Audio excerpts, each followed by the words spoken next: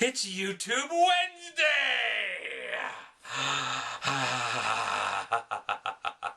I have 4 8x10 frames that I got from the Dollar Tree. So the grand total on these is $4. Take a screwdriver here. They have these little metal tabs on them. Pry them up. Take out this piece of cardboard. Take out the picture of the very attractive family. Happy Thanksgiving, by the way. And I'm also going to take out the glass, because I need none of that. I'm going to do that to all 4. I will throw away everything but the glass. The glass I have a use for in another project down the road, so I will keep all of the glass. I now have my 4 picture frames, and I'm going to just set them up like so. I'm going to put one of them in between the other 2. I know it's going to be the same all the way around, and I also want the same side out all the way around. Doesn't matter if it's the decorative-ish side or not, doesn't matter. Taking electrical tape, I'm going to wrap this in electrical tape to get it to hold together.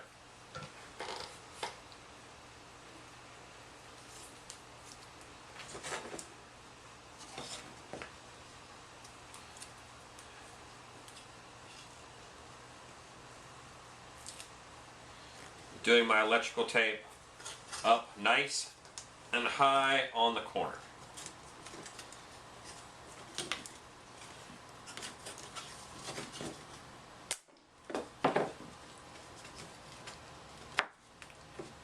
Okay. One more on the bottom, and then we'll tape the other 2 on all the way around.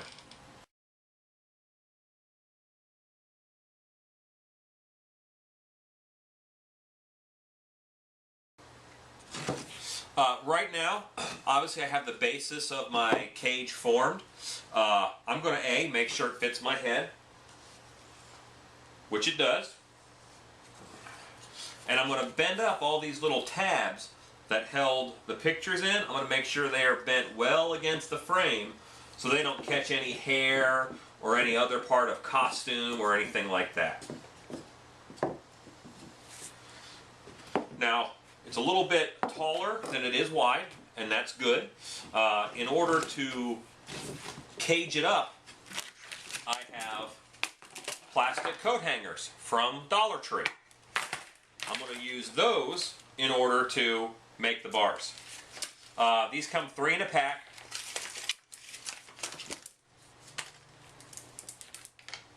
And they're a little bit flatter. They're not completely round. These are the kind that Dollar Tree have right now. And because they're flat, they work a little bit better for this even than the normal ones do. Have my cutter. I'm going to go ahead and cut all of the hanger where it's straight. All right. Cut all where it's straight on one of my hangers. And I'm going to measure it. I want it on the outside of the cage.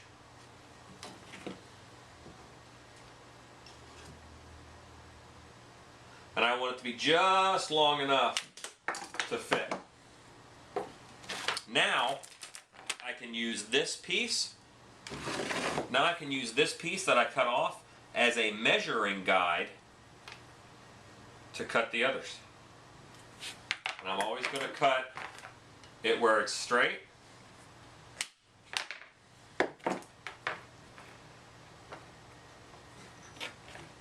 And then cut the other side. I'm going to cut the rest of these that I need, and I'm just going to do one of these that go down on each of these pieces. Alright? So I'm going to cut the rest and I'll be right back with you. I have my cage and I have my bars cut. I'm going to set my cage upside down, and I can clearly see the joining where these 2 cages, these 2 frames meet up. Alright? I'm going to take a hot glue gun. I'm going to guesstimate the center of this frame. And I'm going to put some glue at the top and some glue at the bottom.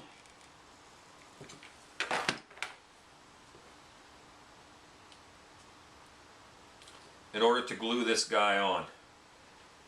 And I want it roughly in the center. I'm going to flip it over so that it's upside down. And what I just glued, now the weight of the frames, which isn't much, is helping hold it on. But I'm going to go inside and put a bead of glue on the inside where these frames meet. That'll help that tape hold this together.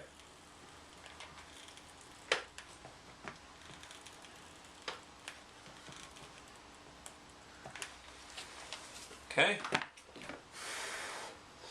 Once that cools, well, before it gets done cooling even, I will go on the other side, do a good bit of glue, and put my bar on.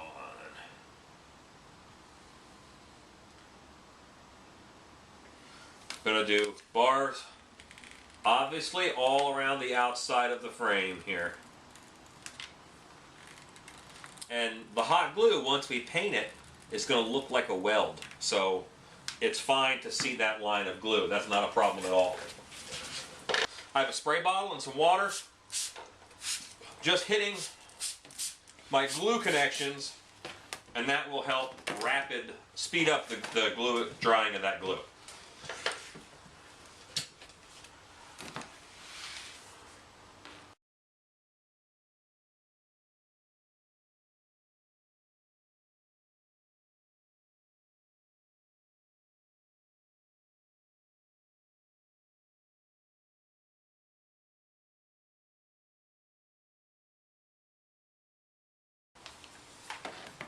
And with that, I have every seam has been glued, and I also have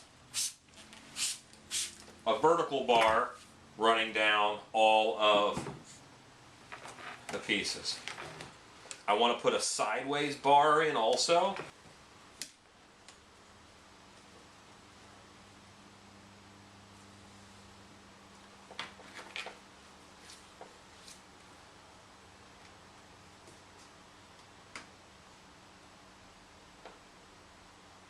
And I'm just setting it under this one and up on that, so it's kind of helping to hold itself together.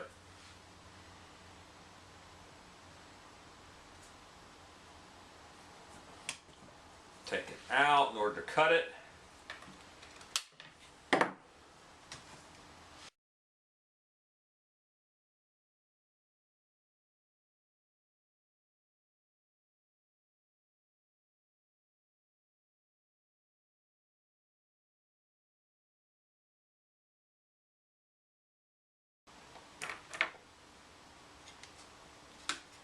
I'm putting a little bit of flex in these while I do this, so it's not putting too much stress on my glued joints over here.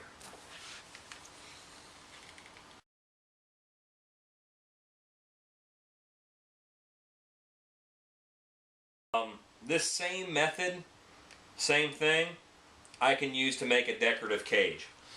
A bird cage about this size is going to cost $10, $15, and even at a yard sale, this size is pretty hard to find. And you know, you can fur cover those animatronic Santas that move, change what they look like, or whatever. Snowmen, Santas, the deer that move around, and Easter bunnies that sing. Rip the speaker out, cover them in rabbit fur, put them in one of these cages, and trigger the button somewhere else. And that's a cool little effect also. You got this moving thing.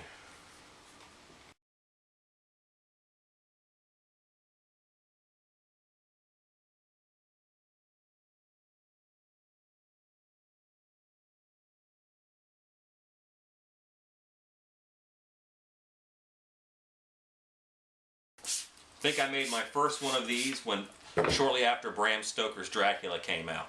And in Terror on Church Street, we had a Renfield, and Renfield wore one of these head cages in the show.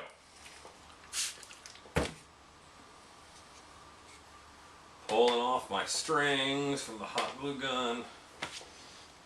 All right, I now have the two sides are done all the way. The back is done with just a crossing of bars. And I'm going to take my hot glue gun and make like a little fake weld where all these meet up.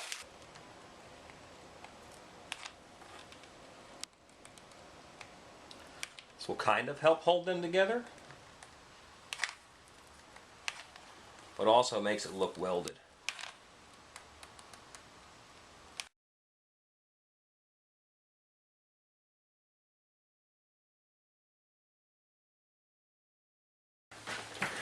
Working on the front of the face. Back done, sides are done, front of face. First thing I want to do is I'm going to break this bar that I put in.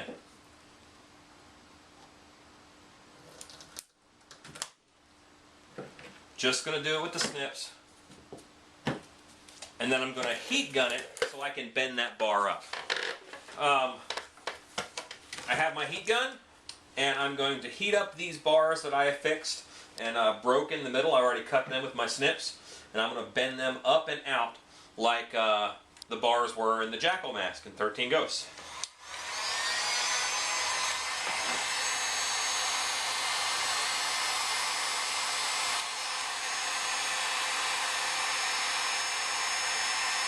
Just heating this up so I can bend it.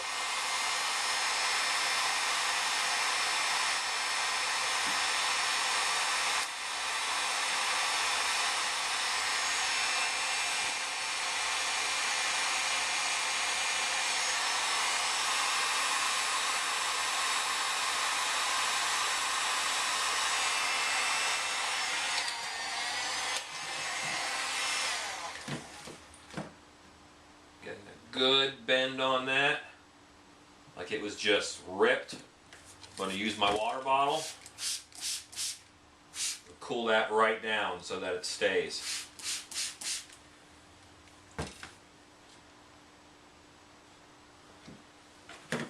Do the same with the bottom one.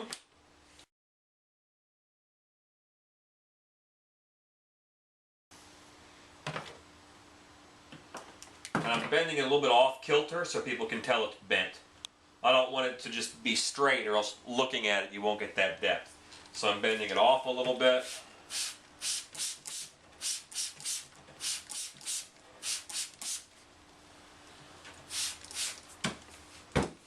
Now I have a couple of pieces for over here, but I cut them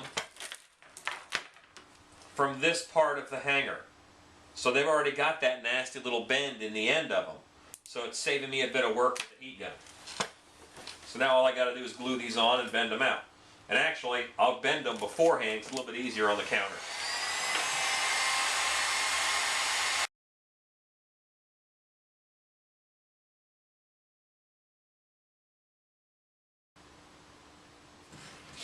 This piece ended up being so short, because this one would have been so long, that I can just use the cut piece. I probably don't have to bend it at all. Okay. Here's my last piece. Figure out where I want to put the bend in it. Okay.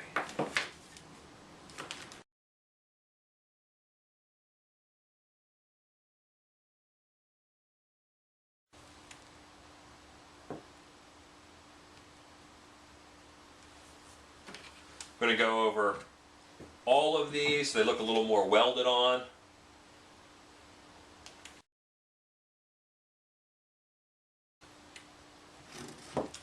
If the actor that you're going to give this to is especially violent, you might want to tape over all these joints just to keep all these on a little bit better. It isn't necessary, but it does help with durability. Like I said, you can tape all of your connections, or I'm wiring mine down, but mostly I'm wiring mine down because I know this is going with a deranged mask, and I use a lot of wire and stuff in the deranged masks, so it'll really help fit with the theme.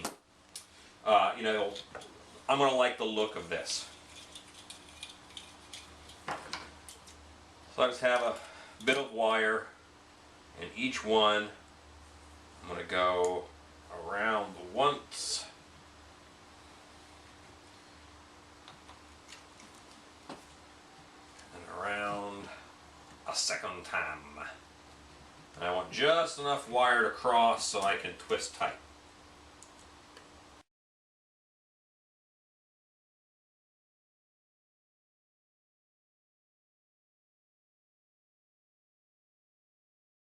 I have not done any bars on the top. Obviously the bottom is where I have to stick my head in. I haven't done any bars on the top. I don't necessarily want hard plastic sitting up against my head. So I'm going to use my electrical tape. And I'm going to go... First I'm going to go over top of it and hook down on top of my front bar, come down right on my back bar. And then I'm going to go underneath. I'm going to cut this off. I'm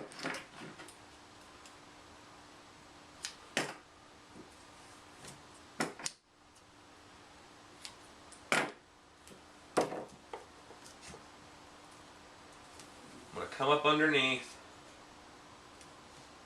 I'm going to line these two up so that it's tape on tape. It's sticky part to sticky part.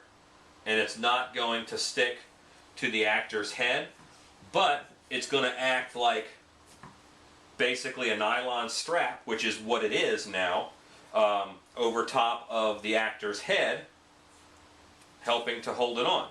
And that'll kind of conform to his head, as opposed to being hard plastic that'll, you know, hurt his head, hurt the actor's head, or her head, depending on who you got in your show.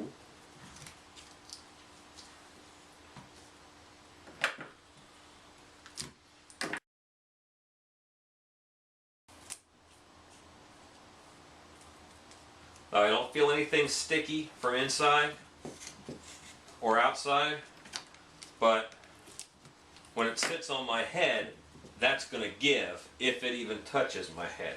I am going to spray paint my cage first silver.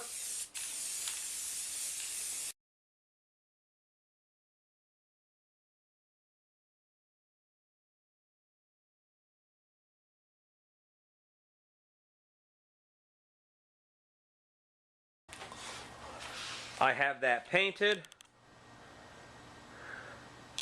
I like the look and the color scheme, so now I need to let that dry, and I'll come back and I will antique it in a few areas. It's time to paint some details on just some antiquing, some staining on this, and I have my mahogany gel antique stain from Tandy Leather. You know, I don't leave the shop without it. Just to put some on the brush, put some on the frame, and then grab a soft cloth and wipe it down.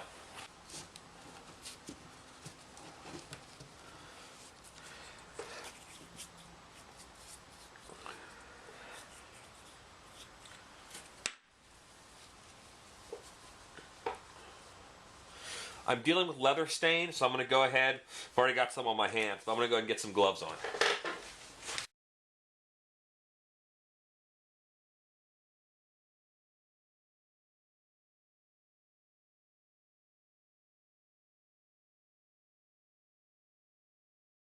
For the inside, I'm just going to mist it with some darker spray paint. Because that'll darken it up to about the same level.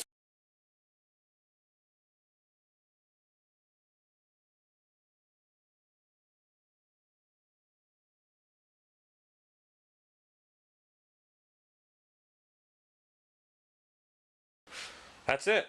That's a jackal head cage.